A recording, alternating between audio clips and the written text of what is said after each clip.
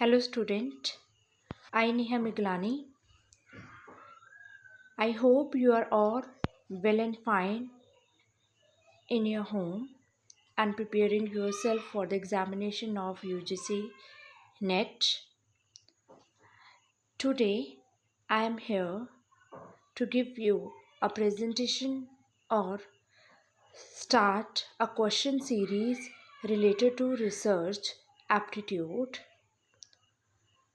In this video, I am going to discuss almost 10 to 15 questions about the research aptitude with their solutions and some explanations about this question series.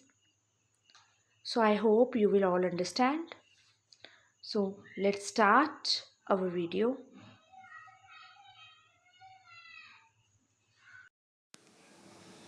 So before starting my video, I just want to say that अगर आप UGC net की preparation कर रहे हैं, चाहे वो किसी भी सब्जेक्ट्स में हो, तो आपको बेस्ट नोट्स की ज़रूरत तो रहती ही है. So requirement of the best notes is the basic essential needs to clear the UGC NET subject. So इस चीज़ के लिए आप 1 डे फ्री डेमो ले सकते हो from the Diwakar education hub. आप किसी भी चाहे सब्जेक्ट में आप प्रिपेयर कर रहे हो, तो आपको 1 डे फ्री डेमो आप ले सकते हो किसी भी सब्जेक्ट्स में. तो इसके लिए आप कांटेक्ट कर सकते हो, जो नंबर्स गिवन है यहाँ पे, या फिर उनको व्हाट्सएप कर सकते हो. और all other contact details are being provided in the description box also. So you can take a 1 day demo from the Vakar Education Hub also.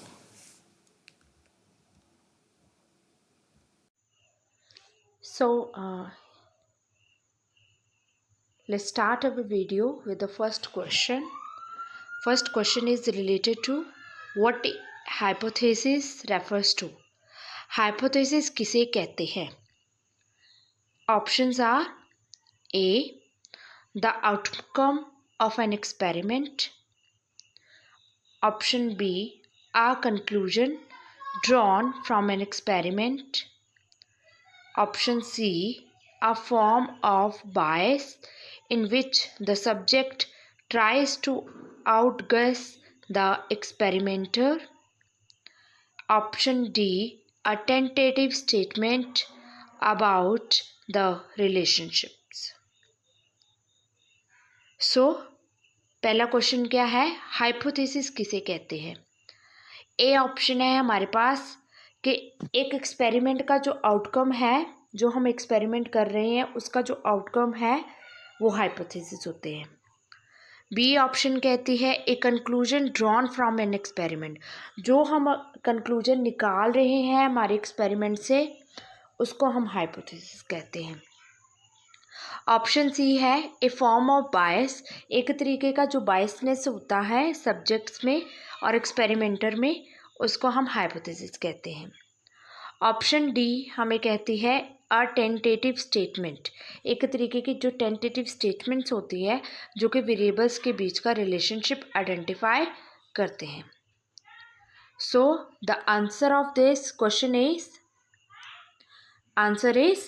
D. Because we have already discuss that hypothesis क्या होते हैं? एक tentative statements होते हैं जो कि हम आगे सॉल्व करने की कोशिश करते हैं हमारी रिसर्च स्टडीज़ में. Now come to the second question. Statistics is used by researcher.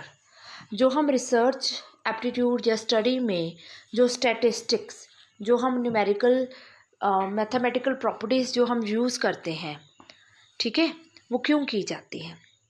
Option A analyse the empirical data collected in study. जो हमने डाटा कलेक्ट किया है उसको एनालाइज करने के लिए हम लोग स्टैटिस्टिकल जो भी हमारे मेथड्स हैं उनको यूज़ करते हैं. Option B make their finding sound betters. जो भी हमने फाइंडिंग्स की हुई है उनको और भी बेटर वे से प्रेजेंट करने के लिए. Option C operationally define their variables. जो भी हमारे वेरिएबल्स होते हैं उनको प्रॉपरली डिफाइन करने के लिए. Option D, ensure the study comes out the way it was intended. और जो भी हमारे स्टडीज़ जो आउटकम्स हैं वो किस तरीके से रिप्रेजेंट हुई है उसको रिप्रेजेंट करने के लिए जो स्टैटिस्टिकल टूल्स हम यूज़ करते हैं हमारी स्टडी में वो क्यों किए जाते हैं। So these are the options are there. Now come to the answer of this question is the option is A. Statistical tool जो हम जितने भी यूज़ करते हैं हमारी स्टडी में वो हम स्टडी में स्टैटिकल टूल जो भी हम यूज़ करते हैं वो इसलिए किए जाते हैं जो भी हमने डाटा कलेक्ट किया हुआ है उसको एनालाइज करने के लिए, ताकि वो डाटा हम वेरीफाई कर सके कि हमारा जो डाटा है वो एक्यूरेट है कि नहीं है। ठीक है, so option A is the right answer of this question. Now come to the third question, a literature review require. जो भी हम एक लिटरेचर रिव्यू स्टेप करते हैं हमारे रिसर्च स्टडी में उसके लिए हमें क्या क्या चीज़ें चाहिए। A part planning, proper planning हमें करनी पड़ेगी पहले।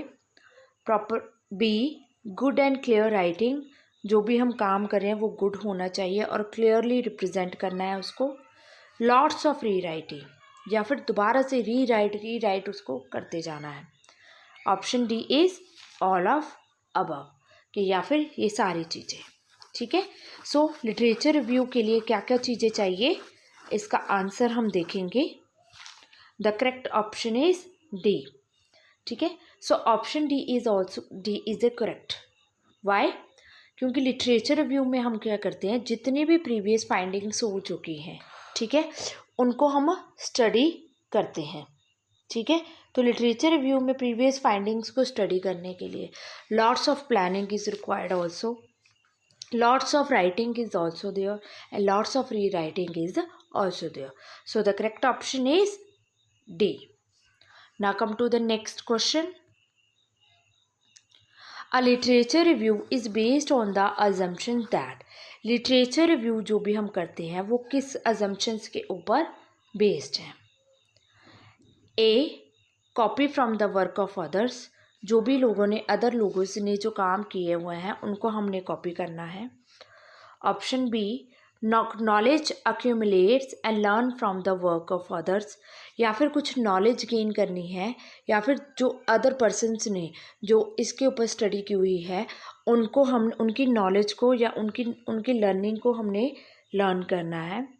या नॉलेज डिसकम्युलेट्स, या फिर नॉलेज को डिसअक्यूमुलेट करना है हमने। या none of the above options, या फिर इन तीनों में से कोई भी ऑप्शन करेक्ट नहीं है। एक लिटरेचर रिव्यू किसके ऊपर बेस्ड है, या copy of the work others के ऊपर, या फिर नॉलेज को अक्यूमुलेट करना है, या नॉलेज को डिसअक्यूमुलेट करना है, या none of above. So let's see the answer of this question. Correct option is B. So why the B option is correct? Because literature review basically किस चीज़ के ऊपर अज्यूम्ड है कि जो भी नॉलेज जितनी भी प्रीवियस फाइंडिंग्स रिसर्चर के थ्रू हो चुकी है उनको हमने लर्न करना है, उनकी नॉलेज को हमने इकट्ठा करना है, ताकि हम अपनी अदर स्टडी जो भी आगे कंटिन्यू कर रहे हैं उसके ऊपर कितनी आगे हमने स्टडी करनी है उसको हमने देखना है। So the correct option is B. Now come to the next question. The question number 5th. A theoretical framework. जो theoretical framework होता है वो क्या है? Option A, elaborate the research among the variables. Elaborate करना है जो भी हमारे variables हैं उनके बीच का relation कैसा है, sorry. Option B, explain the logical underlying these relationship, या फिर जो भी हमारे वेरिएबल्स हैं उनके बीच जो लॉजिकल अंडरलाइनिंग वेरिएबल्स के बीच में जो रिलेशन है उनको एक्सप्लेन करना है। Option C, describe the nature and direction of the research relation, sorry, या फिर उनके नेचर को डिस्क्राइब करना है, या फिर all of this. Now let's see the answer. Correct option is D.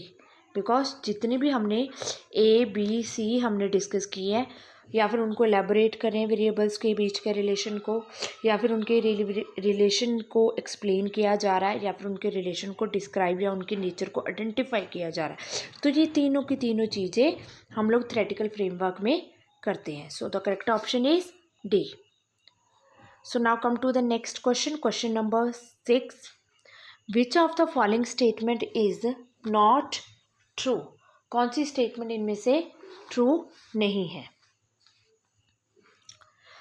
A research proposal is a document that present a plan for the project.